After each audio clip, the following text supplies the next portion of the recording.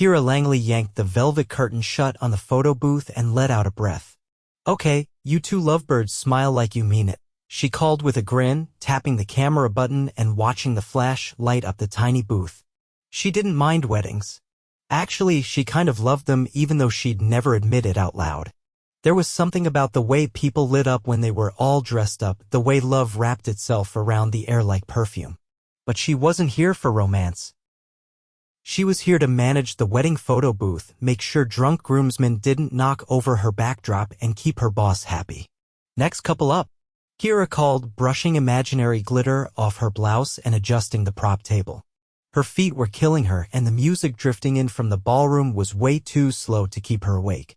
She bent down to fix a crooked prop sign, "Kiss me, I'm taken," and didn't notice the man standing in front of the booth until she stood up and nearly collided with his chest.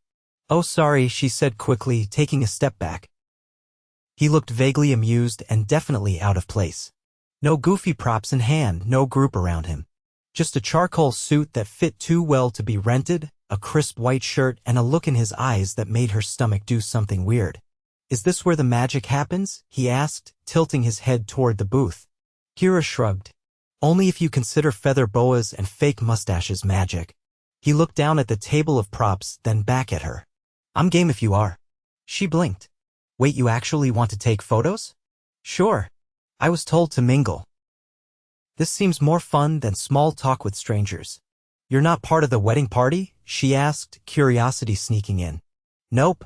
Guest of the groom. Daniel Leighton," he said, extending a hand. She shook it, trying not to stare at how warm and solid it felt. "Kiera Langley. Photo booth queen." "Nice to meet you, Queen Kiera." She laughed, actual, surprised laughter. "You sure you want to do this? I've got a glitter hat with your name on it." "I trust your judgment," he said, and followed her into the booth. She watched through the slit in the curtain as he put on a tiny plastic crown and held up a foam sword like a knight.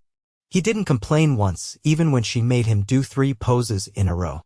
Most guys lasted 1 and bolted. When they stepped out, he looked at the photo strip and smiled. "I look ridiculous. You look committed." "That's rare." He slid the strip into his pocket. "Glad I stopped by then." Kiera tried to ignore the flutter in her chest. She'd seen 1,000 faces come and go through this booth. None of them looked like him. None of them made her want to keep talking after the flash was gone. He lingered. "I've got to be here for another hour," she said, unsure why she was saying it out loud. "Then I guess I'll have to come back for round 2. The second time Daniel showed up, it wasn't by accident. The wedding was winding down, the couple had done their sparkler exit, and Kiera was elbow-deep in packing up props when he reappeared, sleeves rolled, tie loosened, watching her like she was the only thing in the room worth noticing. "You survived," he said. "Barely. One more drunk uncle and I was going to fake a power outage." He smiled. "Need help?" She hesitated. "You don't have to." "I want to." He helped her fold the backdrop, carry the crates to her van parked out back, even held the door for her like people didn't do anymore. And when she slammed the back doors shut and leaned against them, sweaty and tired, he was still there. "You're not like the rest of them," he said quietly. "The rest of who?" "People at these things. Everyone's trying to impress someone. You're just real." Kiera's throat tightened. "Yeah, well, you spend enough time working other people's weddings, you learn to keep your feet on the ground. Ever think about having your own?" She raised an eyebrow. "You asking?" He laughed. "Too soon." "Way too soon," she said, but couldn't stop smiling. He glanced at his phone, then tucked it away. "Look, I've got to head out, but I'd really like to see you again. Outside of the glitter and plastic swords." She bit her lip. "You're not just being polite, are you?" "I'm a terrible liar," he said. She hesitated for half a beat. Then, "Okay. No glitter next time." The next time she saw him, he was waiting outside her studio well, the tiny rented space she used to print photos and store gear. He had coffee in one hand and a brown paper bag in the other. "I brought peace offerings," he said. "Muffins. And caffeine. Are you trying to bribe me into liking you? Is it working?" She took the coffee, their fingers brushing. "Yeah, kind of." They sat on the curb and talked for hours. About everything. About nothing. He asked about her business, her family, where she wanted to travel. He didn't brag. Didn't overshare. Didn't stare at his phone once. She didn't notice the time until the sun dipped below the buildings and her stomach growled. Dinner? He asked. I don't think I'm dressed for fancy. I'm not taking you anywhere fancy, he said. Not yet. He drove her to a little Italian place by the river. No menus, just food that tasted like someone's grandma made it. He paid without blinking, even tipped the server extra when they brought her dessert with a candle in it just because she mentioned she missed celebrating her birthday last month. Outside, under the yellow glow of the street lamps, he looked at her a long time. What? She asked, amused. I'm just trying to figure out how I got lucky enough to meet you in a photo booth. Kiera's heart thudded in her chest. You're really laying it on thick tonight. I'm serious. I didn't go to that wedding expecting to meet someone. Neither did I, she said softly. He reached for her hand, and for once, she didn't pull back. It wasn't until their third dinner this time at a rooftop restaurant overlooking the city that Kiera started noticing things. The way the hostess greeted him by name. The way the waiter brought him a wine list without asking. The way he paid with a black card that didn't have a logo. She'd worked enough events to recognize the kind of card.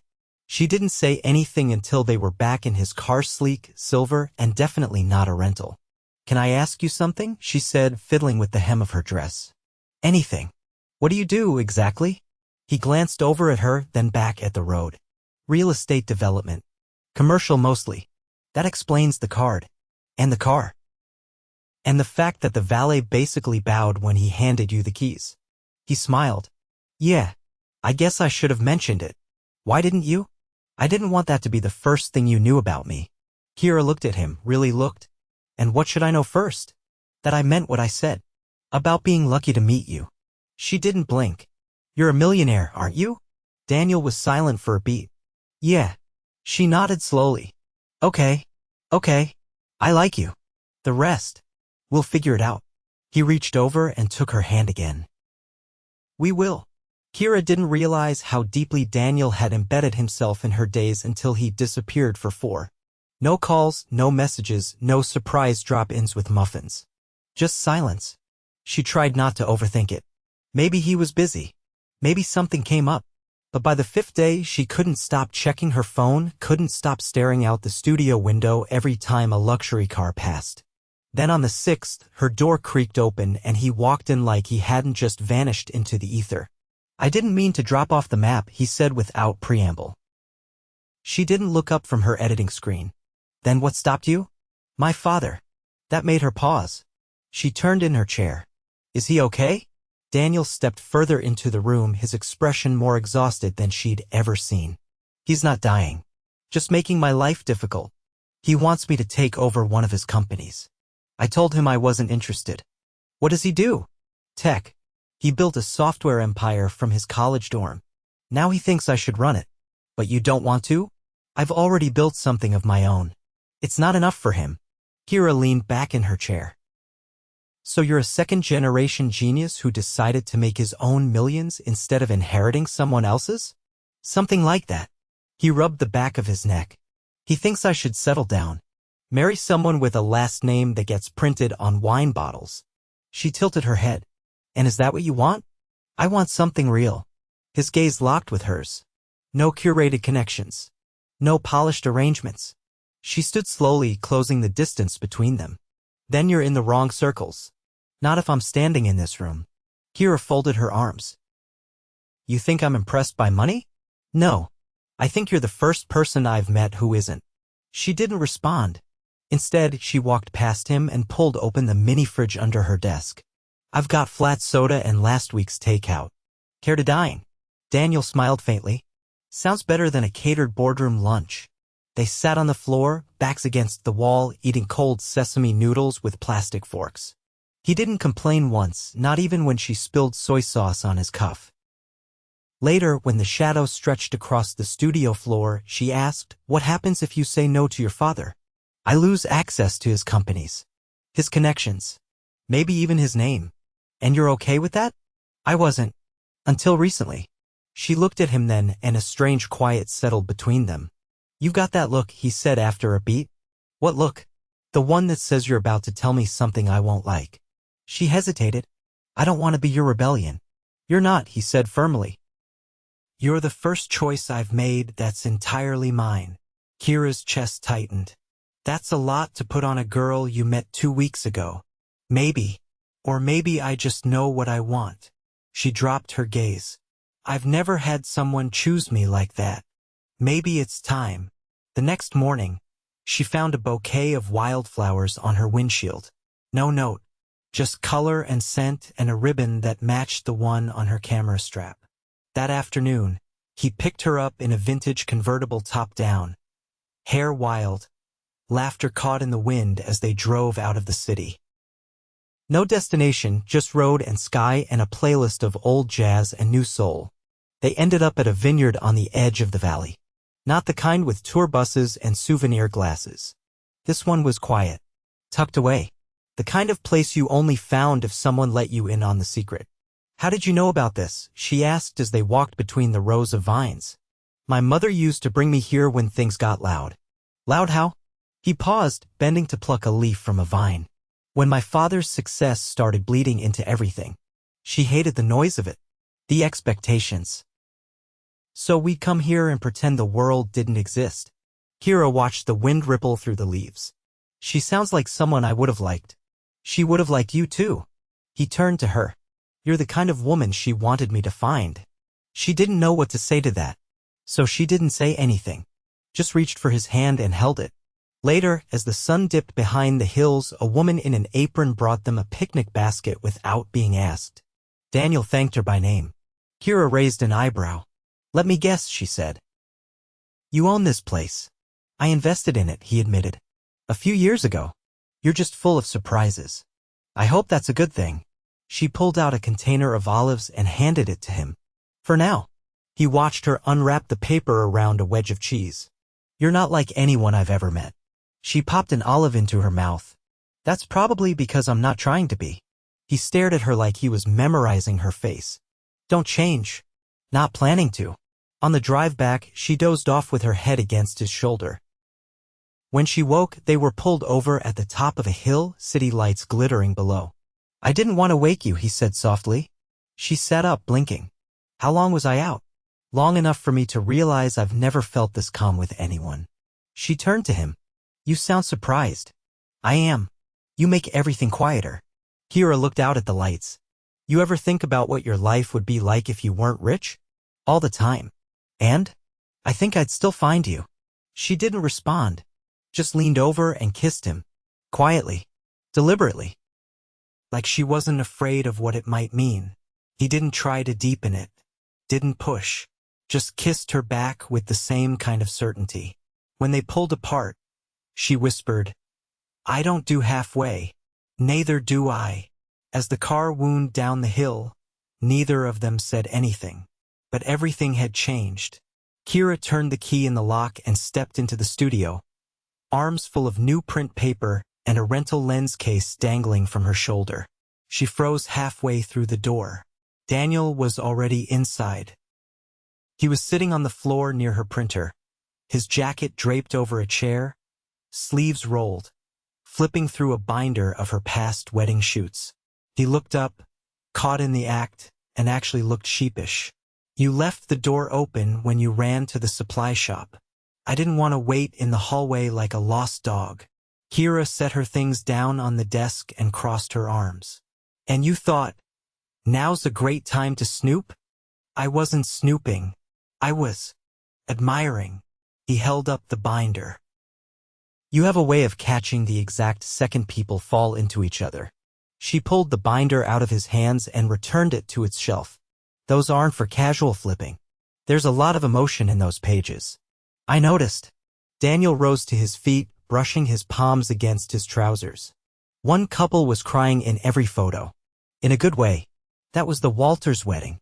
The groom had just gotten cleared of cancer 3 weeks before the ceremony.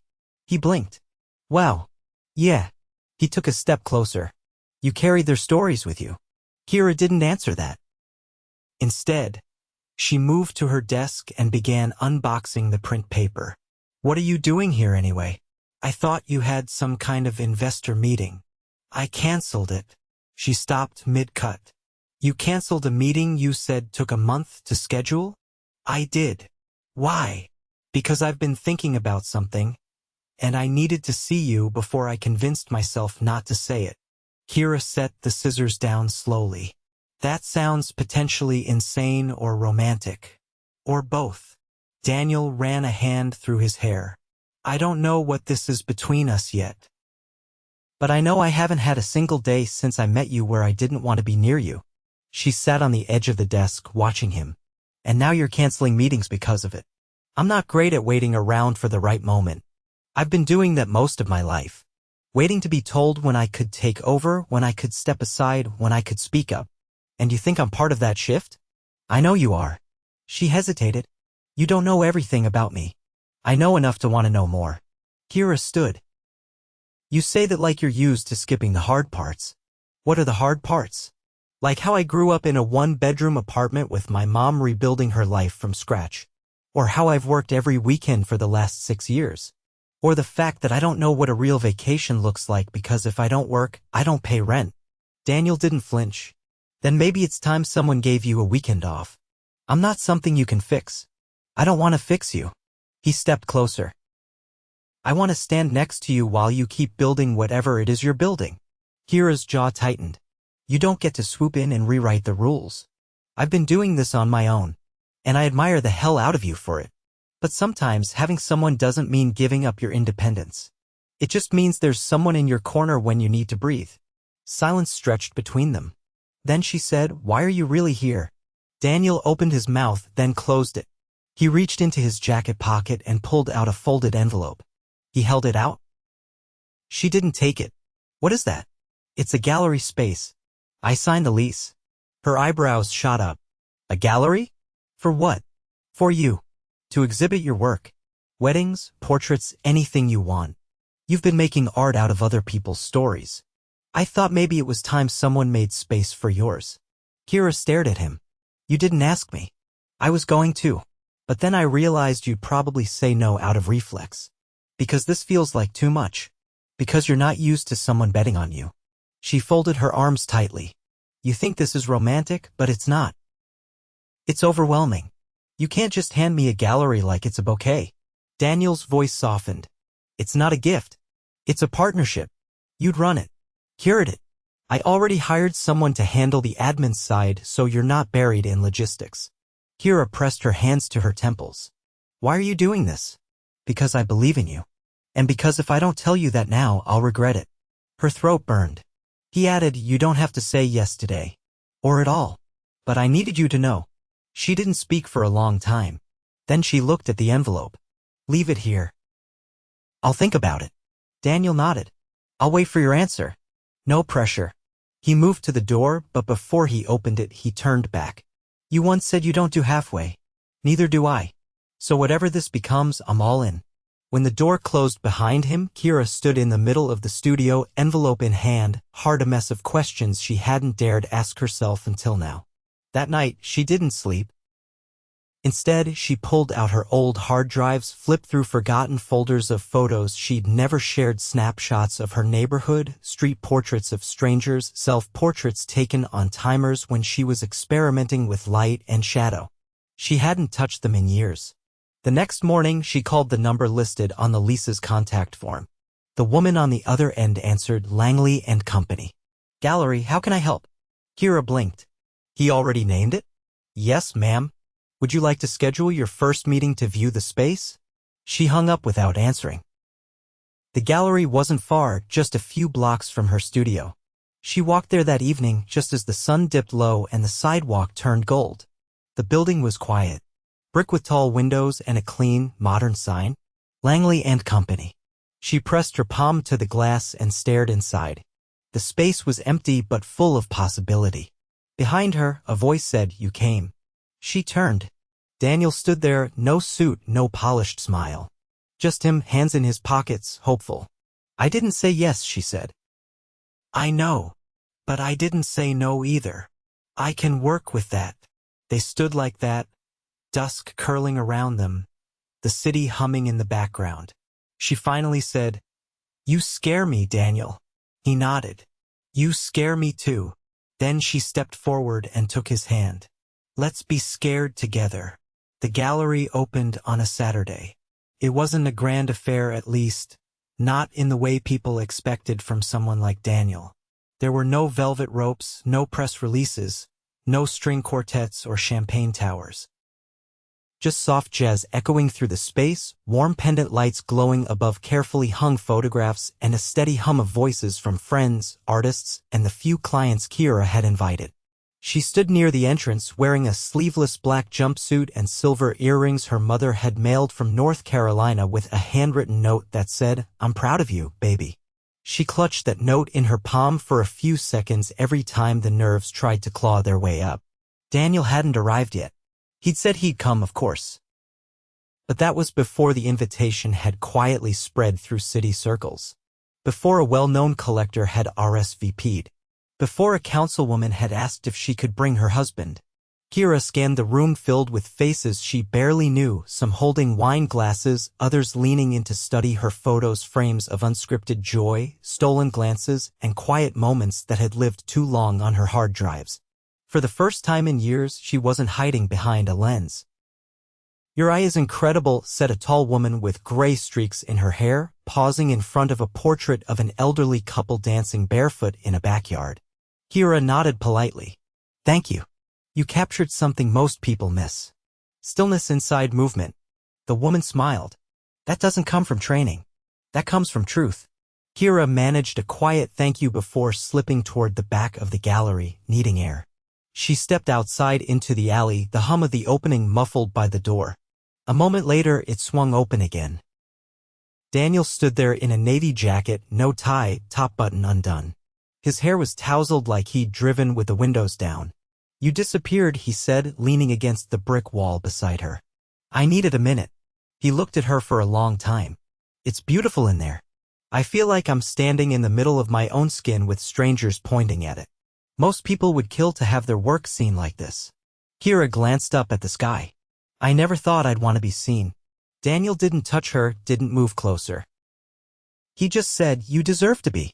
A silence settled between them, but it wasn't heavy. Then he said, "My father showed up." Her gaze snapped to his. "What?" "He walked in 10 minutes ago. Asked if this was the reason I declined the board seat." She folded her arms. "And what did you say?" "I told him it was the best decision I've made." Kiera's voice softened. "Did he respond?" "He said the wine was good." She laughed, surprised. "That's progress. For him? It's practically a parade." She leaned her head against the wall. "You didn't have to go up against him for me." "I didn't. I did it for me." Their eyes met. For a moment, the noise of the city faded behind the thrum of something deeper. Daniel spoke first. "I've been thinking about how this started." "At a wedding," she said. "In a booth," he added. "With a tiny crown and foam sword." She smiled. "And a girl who didn't know you were rich." He stepped a little closer. "I'm still that guy. The one who just wanted a photo with you." "You think a photo started all this?" "I think you did."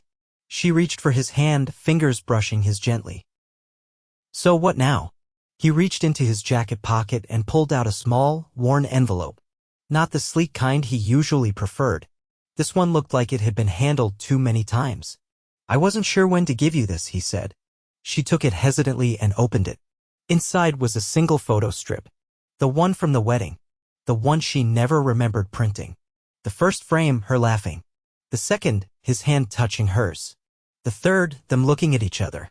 The fourth, something unspoken but unmistakable. "You kept this." "I've had it in my wallet since that night." She stared at the strip. "I didn't know. I didn't want to jinx it." Kiera looked up. "Why now?" "Because I want to ask you something." Daniel reached into his other pocket and pulled out a ring. Simple. Elegant. A round diamond set in a delicate band of gold. Kiera froze. "I know we haven't done this the traditional way. No long courtship. No checklist. But I've never been more sure of anything in my life. You make me better. You make me honest. You make me want to build something that lasts." She blinked, heart catching in her throat. "I don't want to wait for a perfect moment. I want the messy, beautiful one that's already here. So I'm asking, will you marry me?" Kiera didn't answer right away. Instead, she looked at the photo strip again. "For pictures. One life. Yes, she whispered. Then louder, laughing through the tears rising in her eyes. Yes, Daniel. I will. He slipped the ring onto her finger, and for once she didn't second-guess the weight of it. Inside, someone opened the gallery door and called for her. People were waiting, but she wasn't rushing back in. Not yet. Daniel pulled her close, and she kissed him in the alley beneath the balcony vines and a sky just beginning to scatter its stars. When they finally stepped back inside, hand in hand, the room quieted. Not because of who he was, but because of the look on their faces. She made her way to the center of the gallery where one final frame hung. It was a new piece, the only one not taken by her. It was a candid of her, captured from the side, sunlight catching her cheek as she adjusted a bride's veil. Her expression unguarded. Focused. Gentle. Daniel had taken it. She looked at him. When did you? At the wedding. You didn't see me.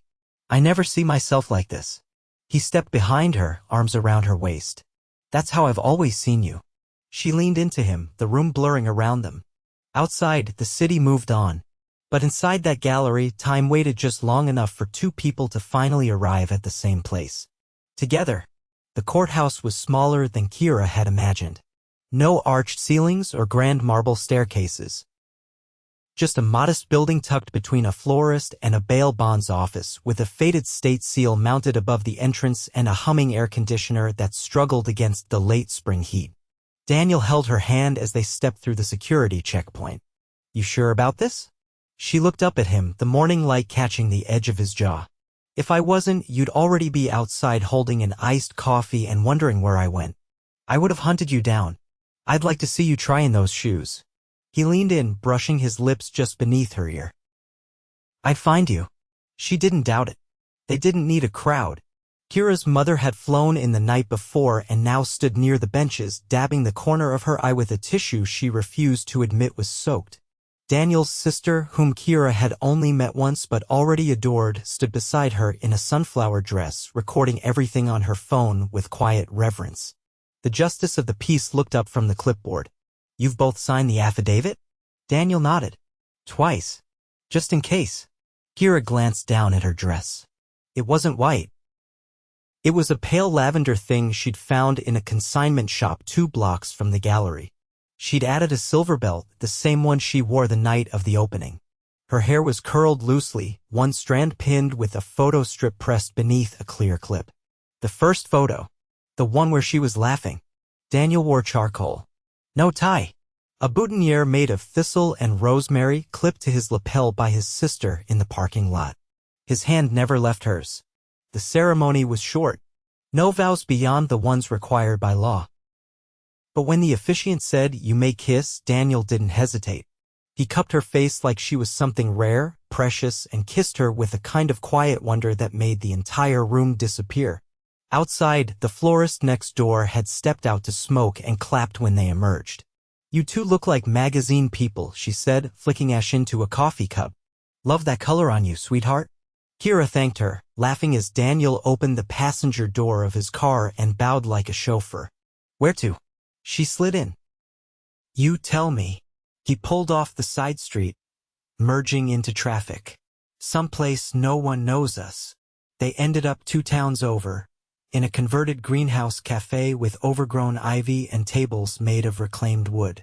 The waitress brought them iced tea with lemon and a bowl of sugared almonds before they even ordered.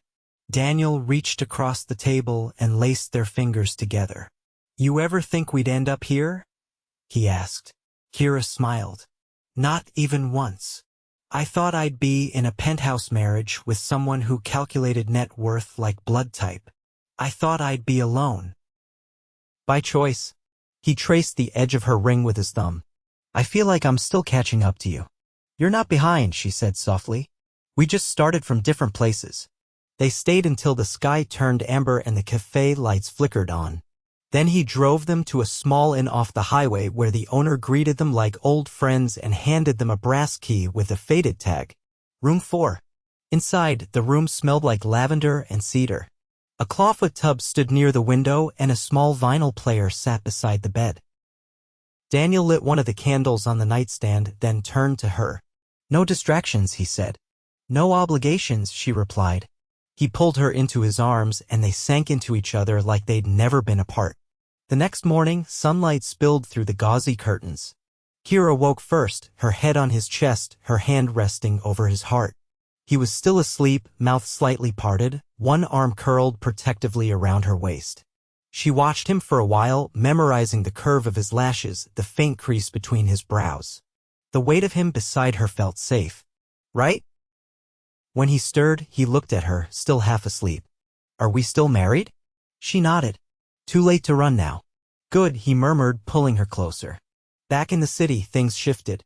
Daniel stepped away from two of his major development projects to focus on a new venture repurposing historic buildings into creative spaces. The first was a crumbling theater that Kiera had once photographed out of fascination. He didn't name it after himself. He called it the Langley. Kiera's gallery grew. She hired a part-time assistant and added a mentorship program for young photographers from underfunded schools. She named it the Booth Project, in quiet homage to the night that had changed her life. They didn't throw a reception. But 6 weeks after the courthouse wedding, Daniel surprised her with a rooftop dinner above the gallery. Real candles. Her mother's peach cobbler flown in overnight. And a string quartet that played only at her request. As the last note floated into the air, Daniel leaned forward. Do you know what I remember most about that night in the photo booth? Tell me. You didn't flinch when I leaned in. You looked right at me like you already knew. I didn't know, she said. But I wanted to. He kissed her then, slow and certain, and the world quieted around them. They spent their first anniversary in Greece. Not Mykonos or Santorini, but a quiet coastal village with whitewashed houses and endless bougainvillea. Daniel didn't post photos. Kiera didn't bring her camera. They held hands and drank wine and danced barefoot under string lights until the locals pulled them into a circle and taught them to move like no one was watching. And when they returned home, the gallery had left a note on the door. For new inquiries. One sold piece. And a couple who asked if you do weddings. They said you look like love. Daniel read it aloud and turned to her. You do, you know. What? Look like love. She kissed him soundly for that. They didn't need a perfect house. They lived above the gallery in an apartment with creaky floors and windows that let in too much wind. But every time Kiera made coffee and Daniel wandered in, bare-chested and groggy, she thought, this is it. This is mine. And years later, when the photo strip yellowed at the edges and the gallery expanded into the building next door, Kiera framed that first photo and hung it behind the front desk. People always asked about it. She'd just smile and say, that's the start of everything. And Daniel, wherever he was in the building, would call back, best 4 pictures I ever took. They never missed a wedding anniversary. But their favorite tradition remained the same every year. On the night of their courthouse vows, they'd sit in the photo booth they'd installed in the back of the gallery, same props, same silly crown, same strip of 4 frames. And in every one, they looked at each other the same way they had the first time. Like they'd just fallen in love all over again.